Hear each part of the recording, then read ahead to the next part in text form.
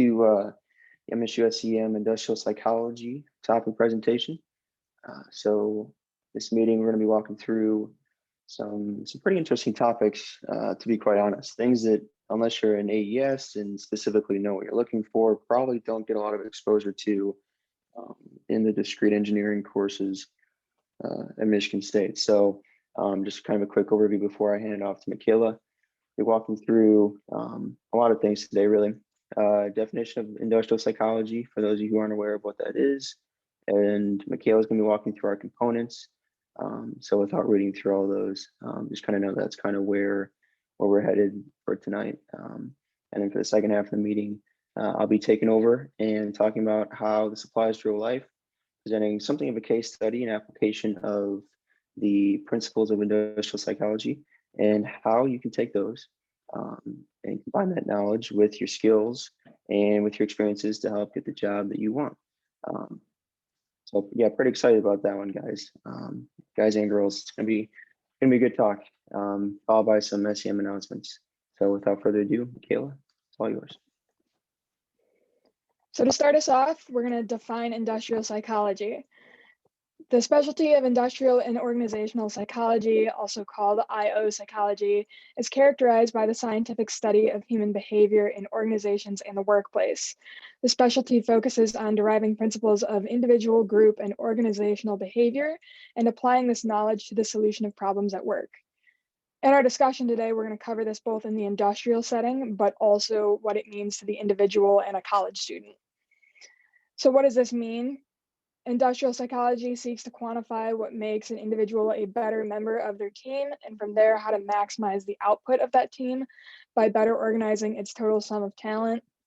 So in simpler terms, this is what happens when our quantified minds as engineers want to understand this non-quantifiable entity that is the human mind and human behavior.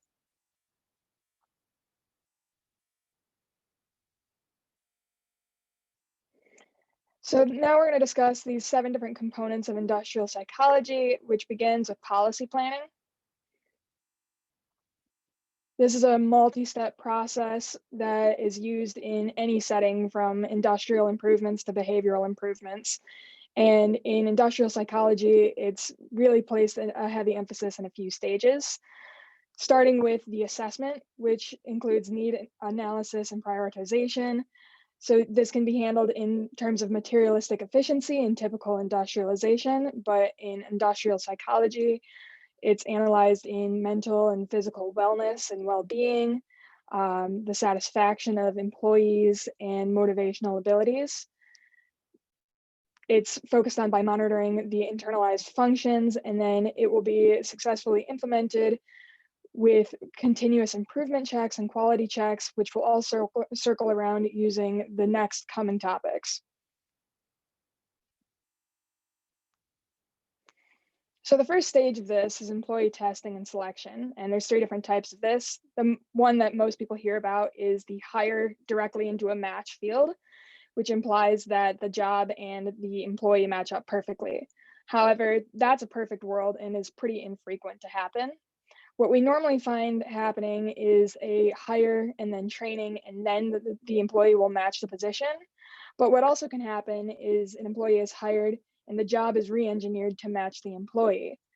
These will all fit into capitalizing on individual differences in physical ability, cognitive ability, and personality. It's an overall search for this goodness of fit in all parties. And we'll talk more about those individual differences on the next slide.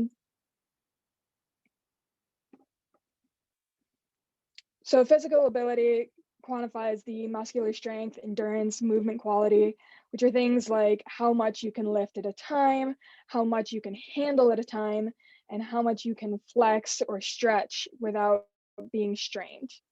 Then cognitive ability includes your verbal ability, speaking ability. Quantitative is the arithmetic and problem-solving ability. Reasoning includes your logical tactics and problem solving. Emotional is part of industrial psychology heavily in how you understand your coworkers' behaviors and how you will change to fit in best with them. And then as well as that is cultural intelligence, which is the ability to understand the individual differences across the scale. And then finally, personality.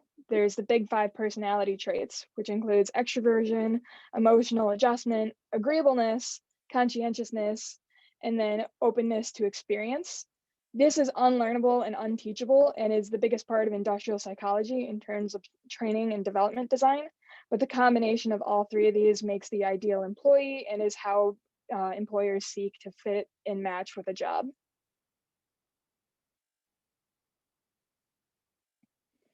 Next, and this gets more into engineering management, the importance of our organization is how to improve management. And understanding how leadership is formed is a big part of this. So leadership is a locus of 3 things: leaders, followers, and the situation that everything is centered around.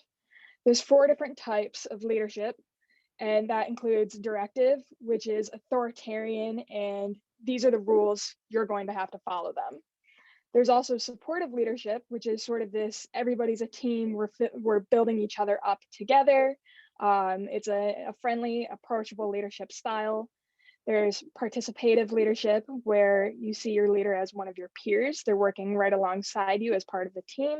And then achievement oriented, which is, here's your goal and let's step by step it all the way to the process to the end. It's very challenging, but it shows a lot of confidence that they attain these goals. Along the side here, you'll see a chart that is available to set what leadership styles are available and would work best in certain situations. So there's 4 dimensions of this: task orientation, which ranges from low to high; relationship orientation, which is on that y-axis, also from low to high; maturity of your followers, of the subordinates, which is on that diagonal axis; and then the leader effectivity, which is the color scheme of the squares. So you can kind of match up from corners in task orientation to relationship orientation, and then match along with the maturity of followers to kind of gauge what leadership style you should be using. Ideally, everything is high and would result in the most efficient type of leadership style, which would be delegation. However, not everything is going to work out that perfectly, and you have to be willing to accommodate depending on what your subordinates are willing and capable of doing.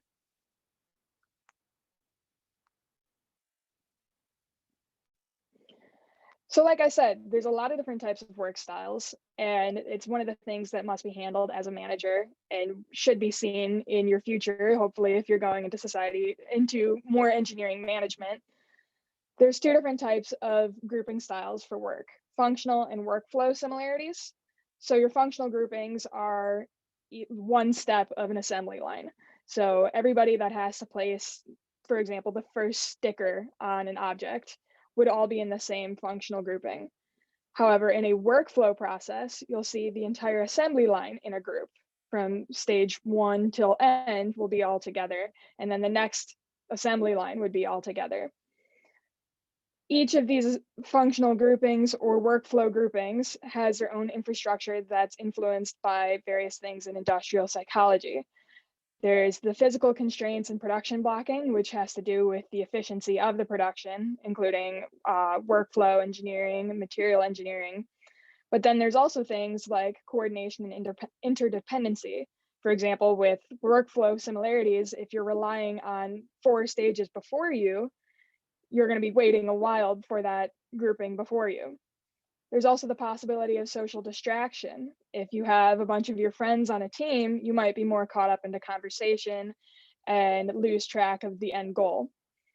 Behavior masking and social loafing goes right alongside with this.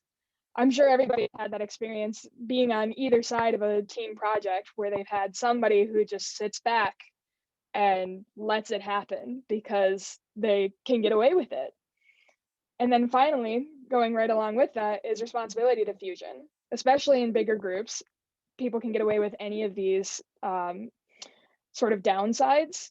And responsibility diffusion is probably my least favorite out of all of them. In a big group setting, you can kind of just leave it to your teammates and not take full responsibility. However, in a small team where only the bare minimum of team members is available, everybody takes responsibility and is fully held to that responsibility.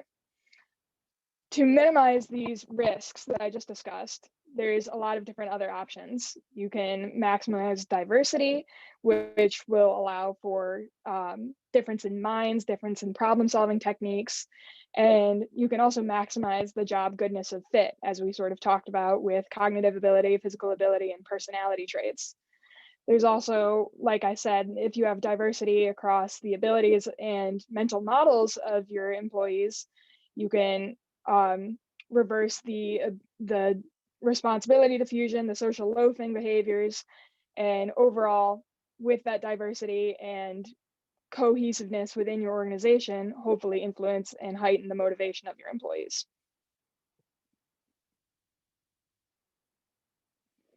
Continuing on with that motivational thought, we're talking about improving workplace productivity.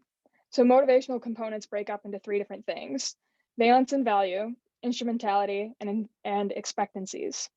So valence is the expected need or the expected value of performing any task. And your value is that actual satisfaction that's received. And then instrumentality, and this is an important distinction between instrumentality and expectancy. Instrumentality is the belief about performing that action and receiving an outcome, whereas expectancy is the belief behind how an effort will receive an outcome, how an effort will respond in performing well. Returning back to valence, that corresponds with your individual need, and this is different for every individual. Where you rank in Maslow's hierarchy of needs or Murray's manifest needs will influence what you're actually driven by and what satisfies you. For example, if you're in a content and happy relationship, the next thing on Maslow's hierarchy of needs is your self-esteem, your esteem needs. But for another person, perhaps they don't have the physiological needs, so they're still seeking out that, which is at the base of the pyramid. These are what are good uses for motivation. If you understand what a person's seeking out first, you can promptly reward and motivate. With learning and instrumentality, like I said, this is the belief about performing an action and receiving an outcome. This responds to classical conditioning, reinforcement. For example, if you complete a task and you expect to get a bonus afterwards, you're more inclined to complete that task. The difference between that and expectancy is that expectancy is about your self-efficacy, which is the possibility that if you put in a lot of effort, you will receive a higher performance response. This can be rewarded between logical verification, verbal persuasion, the sort of I can do it mentality, or you can do it when it's coming from your bosses and management.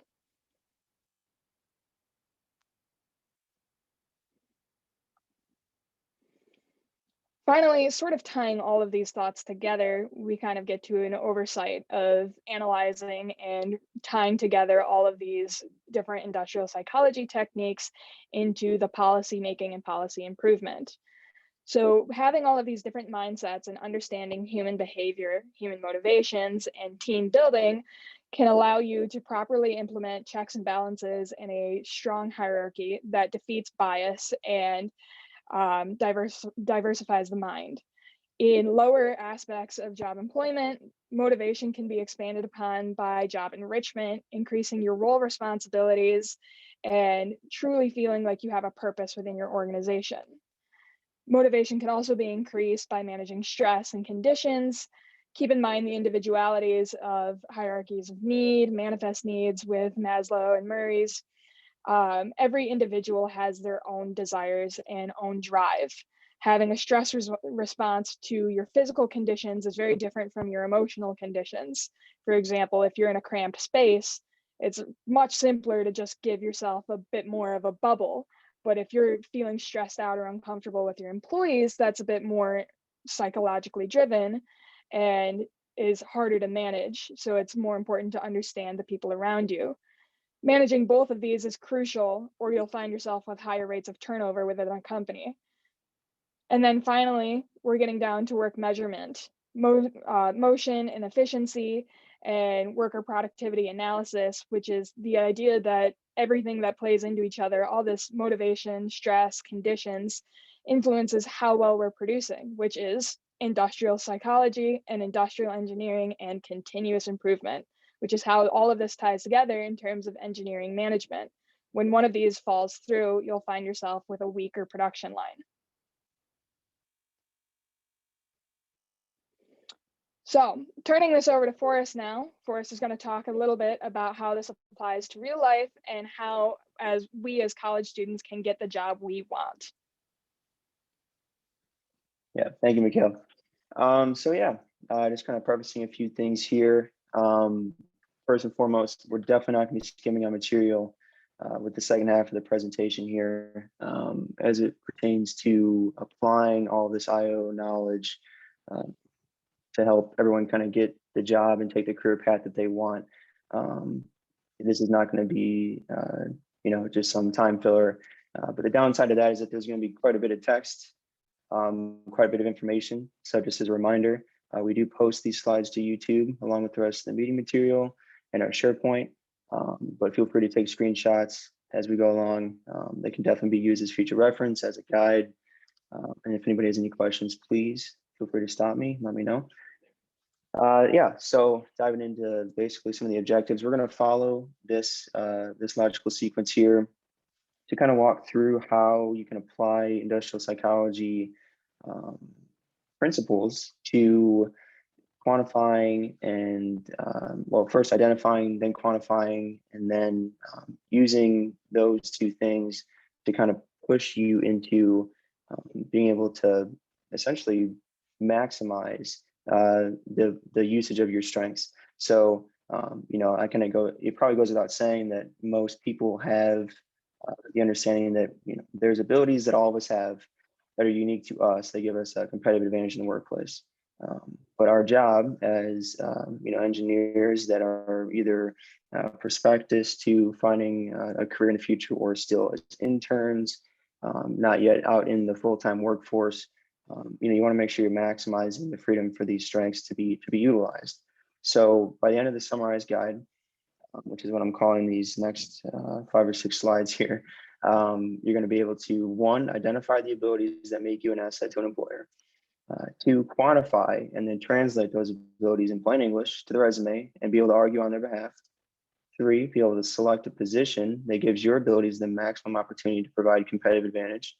And 4, define your personal areas of weakness and what is needed to guarantee future growth, which is critical for future and current career progression.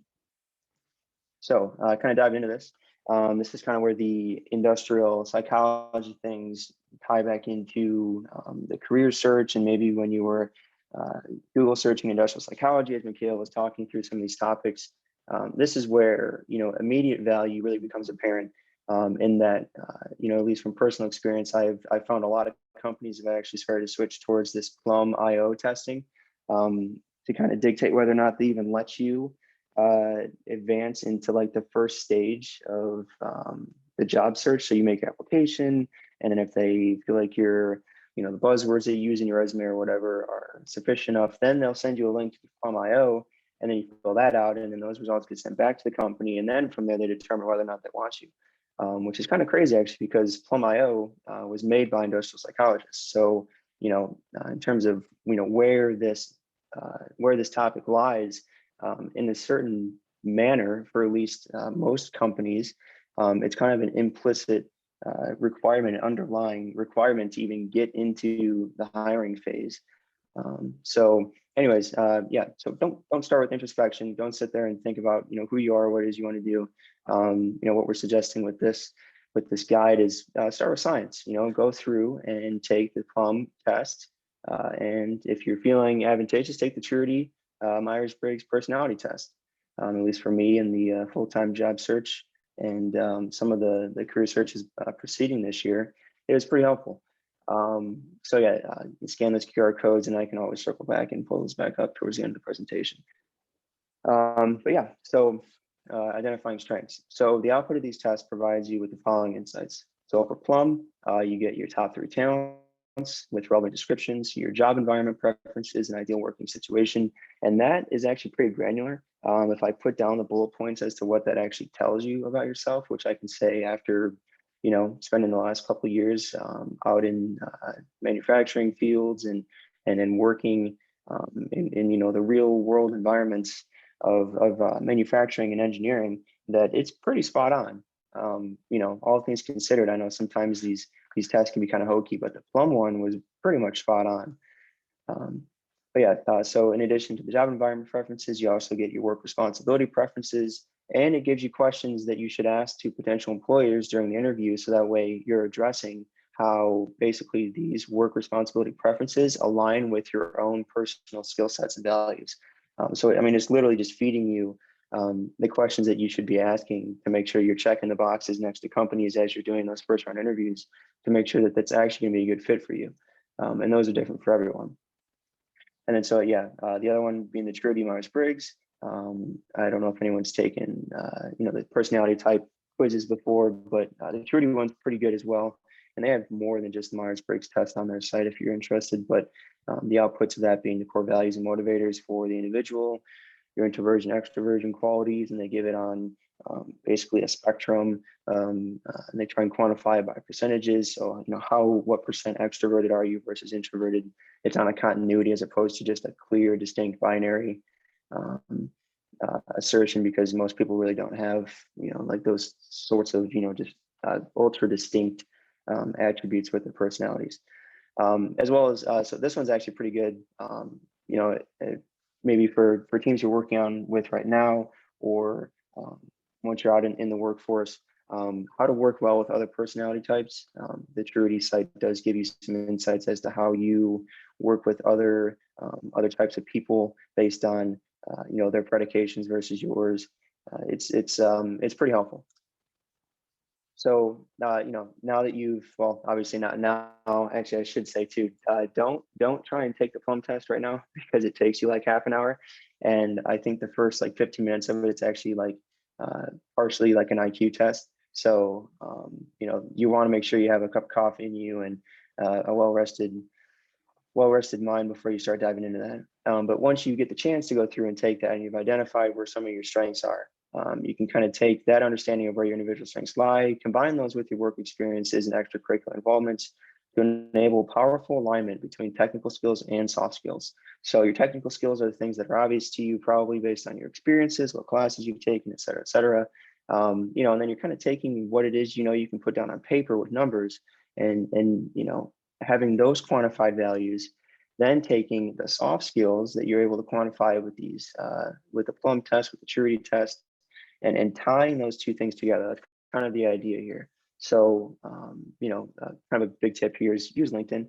If you're trying to quantify your strengths and you have an idea as to where you want to end up after college or even during college, look at the people who have job positions that you would see yourself having in the future and read through what they've done, what they've accomplished at work, what skills they've used, and then use that information to kind of help define your constraints under which you should also be trying to quantify your strengths. So for example, if you're trying to understand how you, get a job working at SpaceX, I think that it's probably a good thing to look at, people that are working there currently and maybe positions that you'd be applying for, what it is exactly that they did both before working at SpaceX as well as what they're doing while they're working at SpaceX, and then looking for those intersectionalities to help you quantify how to best write out and quantify those strengths. So for example here, Plum, I've taken the Plum test and the output says I'm a leader. How do I quantify this strength? So, look at your own involvements, kind of go back to your list of what you've done, your experiences. This might be your resume, might be, folders in your email inbox and looking at all the things that you've corresponded with or all the people you've corresponded with over the last couple of years. Whatever metric they use to judge and decide, where your responsibilities and involvements have lied for the last couple of years. Draw from that and then try and align, this output here, because, again, this is quantified, right? So it's telling you based on the science, you are a leader. So how do I quantify that? Well, I can look at my involvements, and now I'm going to go through, and now that I found the examples, quantify exactly what you did. So for example, in quotes here, led a team of blank, so maybe engineers, led a team of engineers to reduce failures by X percentage using this tool.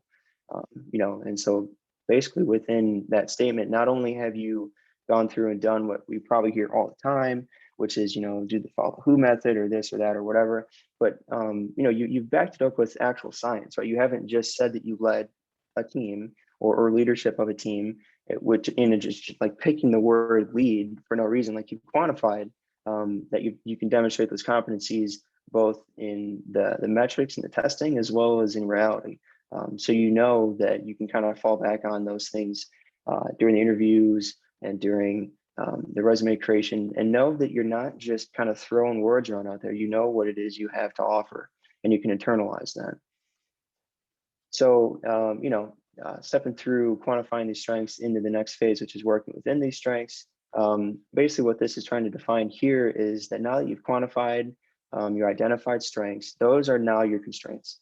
So basically what that means is, put yourself in the shoes of the employer, literally become the employer. You're on the other side of the table interviewing yourself. And you know what the company is all about. You know what they're looking for. Maybe you don't, and that's part of the equation here, is figuring that out before you even start to think about what it is you're going to say to them. But now that you've kind of put yourself in their shoes, you got to ask yourself that question: Who do I want to hire for this role? I am X company. Who is it that I want to hire? What kind of people do I know work for this company? Basically trying to put yourself into the culture side of the company as well, making sure that you can kind of understand where they're coming from. So yeah, and then taking those kind of conclusions, and you can feel free to think about that more and more. Again, LinkedIn's a good tool for these things. We're going to take those conclusions and align those with your quantified strengths, so that way we can fit within the constraints that we just set by putting ourselves in the shoes of the employer. So actually, a better tip here actually is just to use the company's job postings. So for those of you that are in that process right now, looking to apply for things as a spring candidate, just go right to the company's job postings. Maybe even before you go through and quantify your strengths, maybe these two things can kind of be a little circle, right? And you're looking at what the company wants in its job posting, and then you're using that information to help you quantify the strengths that you're going to be putting on your resume and the things you're planning and anticipating on talking about, both during the career fairs as well as during the interviews. So yeah, kind of explaining again what I put in this little paragraph here. But using your list of quantified strengths, look at what the company you're applying for is looking to hire in a candidate. Literally read the position description for related roles, or that exact role that you're applying for, and what people who worked in that position in the past did as that engineer, and then see what matches up. Look at your experiences, look at your strengths, and read through what it is the company is looking for, as well as what they've selected in the past, and just look for those things of overlap, where things line up, and then that those are the things you definitely want to focus on as you're going through the process. So the example here being, what does this company want in a candidate for XX position? Look at the job posting, ask yourself, which of my quantified skills, from before, which of the quantified skills that I have match to these position requirements. And then you want to make sure those quantified skills are on your resume when you apply. These could be your bullet points. These probably should be your bullet points. Even if they're not all of your bullet points, at least some of them they should be, as well as making sure you integrate those quantified skills that you've discovered or rediscovered or reinforced. Make sure you're integrating those quantified skills into the interview as your talking points. And so then the next thing you want to do, and this is kind of the last part of the cycle here before you logically would kind of start back from the beginning. Obviously, the frequency at which you do this is up to you. But basically, once you've gone through and you've done all this, and you've gotten to the point where you're feeling confident, you have a resume in your hands, which is quantified not only in the soft skills but also the technical skills, and you've kind of framed your mind around this idea of integrating yourself with the company in order to apply for the company's position. Look at how look for the holes, look for the weak points, look for the parts where you can kind of see through, and make sure that you understand where your strengths are as well as your weaknesses. Because from my experience and from my conversations with many people across industry, it's that the biggest thing a company looks for is a self-starter who can demonstrate learning agility in their role. So just knowing AutoCAD coming into things doesn't necessarily mean that you're going to be the perfect fit as or say you're a master at AutoCAD, right? And the company's telling you, yeah, you definitely be working with lots of CAD, lots of design softwares, and you're like, oh, I got this covered. I know AutoCAD in and out. It's like, the only thing I know how to do, or maybe not the only thing, but just for point of hyperbole here, you're gonna want to think about how your phrases might impact the optics in your ability to apply learning agility, which if you're unfamiliar with that definition, feel free to look it up. But basically the definition of this is being able to quickly master new skills without a lot of input or oversight. So it's kind of ties back into being a self-starter. And it's that, they're looking for people that they see a challenge, they see a problem, and instead of throwing their hands up in the air and saying, I don't know how to do this, they instead of making a remark like that, they ask the question of how do we get this done? What do we need to learn to be able to move forward? So now, looking at that, thinking of it through those terms, applying that implicit metric to the companies that you're applying for, when they're sitting on the other side of that application that they're looking on the screen, or the other side of the interview desk, or the interview screen through Zoom or WebEx or Teams or whatever you're using, they're going to be constantly asking themselves these two questions. One being, are you as the applicant demonstrating longitudinal growth, which is relevant to our company's goals, even during school? Which in plain terms basically means, are they doing what we would expect somebody to do after they've been hired here? Are they working in a progression that supports the fact that they're a good candidate for these positions? Do they demonstrate learning agility? Do they seem to master new concepts quickly? Do they have the drive to master new concepts quickly?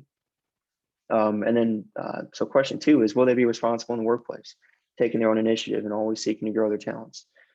That one's huge because, again, drawing on experience and from conversations from great mentors in industry from the past, just flat out asking, like, look, you're a senior manager at this company. What is that you're looking for in an applicant? What is it that gets somebody hired? And it's, I'm not looking, or their answer was, I'm not looking for someone who's going to be the perfect fit now, but for someone who's going to basically guarantee themselves to be a perfect fit no matter what into the future. So instead of thinking about just where you are necessarily on your progression and in your experience, it's being able to demonstrate the understanding that you're not there yet, and you're always going to be moving forward into what you need to become in order to fit the position, which again is drawing back on the stuff that Michaela talked about in the first half of this presentation. And then you're going to be tested on this in the interview. They're going to ask you questions that are going to basically be checking these two metrics here without necessarily asking you straight up. So the first biggest one is, tell us about yourself, right? That is basically an open-ended question that lets you take it whichever way you want. And it's basically just like personality test in a question, right? How you decide to answer that question is going to reveal a lot about what kind of person you are, as well as what kind of person you're going to be. So make sure that you craft that response, tell us about yourself, very well around the positive metrics that you identify from part 1 and part 2 here about your strengths. You don't necessarily have to just talk about your work experience, but if you're trying to get across the point that you're a leader, maybe tie in the fact that you do lots of volunteering, you work with maybe your younger siblings a lot on things, and you like to help them out with stuff. You can kind of manage the optics of that a little bit better without necessarily having to answer explicitly the questions that that they're really trying to ask with that question itself. Another big one too is, tell us about your failures. So they're checking again, are they going to be responsible in the workplace? If you talk about some of your failures and then you just blame the failures on someone else, that's going to put you in a negative light, and they're definitely checking that kind of stuff. And another big one here too is that sometimes they'll ask this question, tell us about your failures, but they don't always ask you what you learned. So the first time I was ever asked this question, it was more phrased like, tell us about some of your failures, or tell us about one of your failures and what you learned from this failure. But I've been also in other positions where that question is asked in the interview, and they don't ask you what you learned. They leave that to you to fill in for yourself, because again, the question itself is meant to be something of a personality test, a barometer of what kind of person you are, as well as telling them about a time where you oversaw something, with oversaw being basically just an arbitration of tell us about time when you managed something, or you led something, or you designed something. Basically whatever position is you're applying for, whatever the technical resource within you that they're looking for in an applicant. Again, tying this back into these two things here, talking about how you've started at one point and you've grown over time, and how you're responsible over taking your own initiative and always seeking to grow yourself. those are always good things to kind of draw back on. So this is all to kind of say that when these questions do arise, go back to your strengths. Even if it's something that's not a question you prepare for in the interview, go back to your strengths and draw on those strengths to answer those questions with powerful statements, which you know are scientific, quantified, and what the company wants to hear. Because if you kind of go through these steps to prep yourself before career searches or job searches, you're going to be putting yourself in a position where um, you're basically fundamentally prepared, right? So it's hard to really mess things up. It's kind of your hedge against potentially making a mistake in answering a question, because even if you perhaps make a mistake and answer the question, you've already learned the importance of managing the optics, which is why you've gone through the steps of making sure you're quantifying strengths that are, directly relevant to what the companies are looking for. So yeah, kind of tying this all back in and giving this a little bit of gumption with a personal example. So I'm going to use myself. I went through this process before I really had learned too much about industrial psychology. But for the full-time job search for me, which concluded in October, thankfully, basically I went through and followed these steps without really using just a direct resource. So, probably that's a question that a lot of people get too is, what do you use to make sure that you're, correctly prepared for the job search, and so that that you're doing everything you need to. For me, a lot of it came from my current employer at the time in summer, as well as my past conversations with mentors and people across a lot of different fields of manufacturing and industry, as well as people from the center. Garth is a great resource. Excuse me.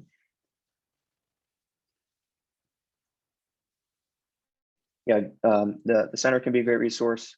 Definitely not the only resource, but a part of the diverse strategy. Again, drawing on Michaela's point about diversity in terms of making sure you're optimizing your results, making sure you have lots of inputs to that is good. But anyways, drawing from all those things is kind of what helped me put together these steps here, which helped me. So identify my strengths from that plum test, which I took actually as part of the application process with Whirlpool for their management development program. And I got the results of my top 3 skills: powerful persuader, decision maker, peacemaker. If any of you get the same things in your plum test, you'll kind of know what those mean, but the plum does kind of walk you through what that actually means in terms of applying to your identity and kind of your personality. So then I took those identified strengths. Again, in this example, I took those identified strengths and sought to quantify those. How do you use these terms and the corresponding definitions of these terms from this plum test to actually write out statements that quantify that using your own skills?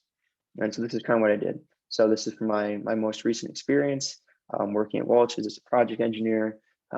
Basically went through and defined how I was a leader on cross-functional project teams intended to improve plant operation and reduce operating costs through completion of 24 projects with budgets totaling over $1.2 million. Right. So that's taking and drawing from these things here and tying that back into what it is that I decided to write on a resume.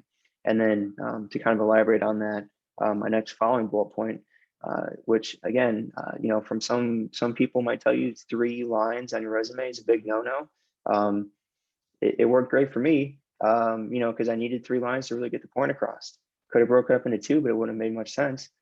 So again, kind of on the whole point of, there's not necessarily just one way to do things like this. It's all about making sure that what you're doing at the end of the day is tied back into the axioms of what makes you such a resource, which in the case of me was the powerful persuader, the decision maker, and the peacemaker attribute, and then those strengths, as well as tying in some of the strengths from the Truity test.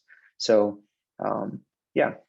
basically working within the strengths. So moving from the quantified strengths, quantifying the strengths to the work within the strengths. I went through LinkedIn, went through the job postings, went to career fairs, and applied for the jobs that were most relevant to the strengths. I didn't try and apply for SpaceX because that's not really where my experience was at. It's also not where my interests were.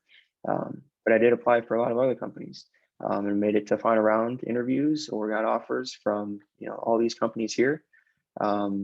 very excited for that, but also it was a lot of work. So keep that in mind as well. Then that might be a downside, that you might actually find yourself going through all this and then having a lot of interviews. And there's that, that's, not a joke. It's actually can be a problem if you have too many interviews, you get burned out. And it's hard to prioritize around school. But anyway, so the takeaway from that is that, the approach is applicable to many industries, and my specific strengths, based on my experiences as well as my identified strengths, were targeted towards manufacturing. So that's why I went after these companies, and that's why I got really far with these companies. So just kind of something to keep in mind in terms of, what kind of, qualification, maybe this holds towards actually applying to you. And I can tell you without doubt that it does something. So kind of something just to keep in mind. So yeah, and then the way that I decided to choose my own metrics for seeking to expand these strengths, how I use that in the interview process, as well as how I'm going to use it moving forward, is when I could tell that I had kind of satisfied the initial filters during interviews. When you get to the end and you're given the opportunity to ask questions, the one of the first things that I would always talk about was, what does this position have to offer for somebody once they've actually landed in that job? What does the company think about MBAs? Do they sponsor tuition reimbursement? Do they do any additional certifications? Do they do Lean Six Sigma? Do they do PMI stuff? There's a lot of things you could ask that would kind of align better with what your interests are. But you always want to show that you're forward thinking and you have a desire to expand your relevant skills, because that's the big thing there too, is that the company is also looking to make sure that once you get that job, you're not just going to hang your hat up and call it a day, or even just settle with being good enough just to hold that position. They want to know that you're already thinking about the future, regardless of the outcome of that, regardless of the outcome of that meeting or that interview. You're already thinking about, what can I do next to become even better than where I'm now, and how can I use that to help the company. And so asking questions like that makes it really easy for employers to quantify your interests. They know kind of where you're looking to go in the future, as well as they know what kind of individual you are based on your responses to their answers to these questions. So something to kind of keep in mind. Yeah, so I know that was kind of a lot of talking, but if anybody has any questions, this sparked any ideas or anything like that, feel free to ask questions either towards the end of the presentation here in a few minutes, or send me an email. My email is pretty straightforward. It's just my first initial and my last name at msu.edu. And I think they keep this active even after I graduate. So by all means, if anybody has any questions, feel free to shoot me an email. It's always a pleasure to help. Sometimes it just takes a student to really understand what a student's trying to work through and what they're struggling with. So yeah, doors always open. And I also wanted to put on here two further resources. So if anybody didn't scan the Plum test at the beginning, feel free to grab a clip of that now, or take a screenshot so you can scan it later. Highly recommend doing this. Sign up for the free Plum profile, take the assessment. Make sure you can sit down and actually spend some time doing it. But it is a huge help to the job process, and definitely something that I recommend doing as early on as possible, because it does help you build, kind of as we discussed today, your resume, as well as your interview posturing from a standpoint that's very axiom based and is really going to be deeply rooted in who you are as an individual and what you have to offer to the companies you're applying for. So real quick, also some announcements. Up next on the 8th of March, we have leadership. That's going to be our next General Assembly, and this one is going to be sponsored by Raytheon. So that's a pretty big company name. Really excited to have them on board. Credit to Michaela for reaching out to them and finding some resources that they were willing to lend, so we could ask them questions and have them talk to us a little bit more about what they have to offer as a company, as well as to kind of tie some of those attributes back into what leadership means to Raytheon, one of the largest Department of Defense contractors in the United States. As well as this, so we have a new Discord. So we did send out I think it was September, group me invite for the group me messages app, but just kind of after doing some internal discussions, it seems to make more sense to try and use a Discord server for this kind of stuff. Might be a little bit more flexible and better suit the needs that we have as an organization. So feel free to scan this QR code, and for everyone that misses this meeting, we'll make sure that we send something out so that people can still join that server. I'm sure that as time goes on, it will be a place for more and more interesting discussion. So I think with that, it takes us to the end here. Questions, if anybody has anything, feel free to go ahead and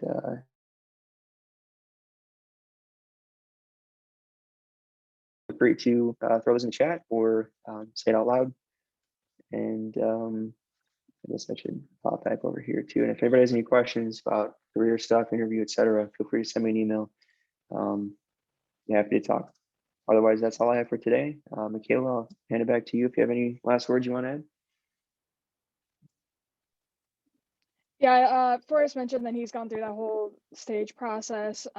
So I've also done the same. If anybody has questions for either of us, we're happy to kind of talk about that. Otherwise, that's all we have for you folks today. So thanks for popping in, and we'll see you all on the 8th of March. Have a safe and enjoyable short spring break. And yeah, look forward to hosting Raytheon in a few weeks here.